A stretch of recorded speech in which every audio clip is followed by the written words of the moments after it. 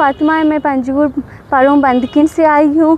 ये किस मेरे कॉन्फ्रेंस ये है ये कि साल 2022-2023 में ज़िला पंजगुर बंदकिन फारूम के लिए एक अस्पताल बना BHU हुकूमत बलूचिस्तान की तरफ से बनाने का ऐलान किया था, जबकि अस्पताल की मंजूरी PSDP में मुबलिग 8 करोड़ रुपए मिनिस्टर राजी शून मुआजा मीर असदुल्ला बलोच BNP अवामी पार्टी के मरकज़ी सदर की जानिब से हुई थी।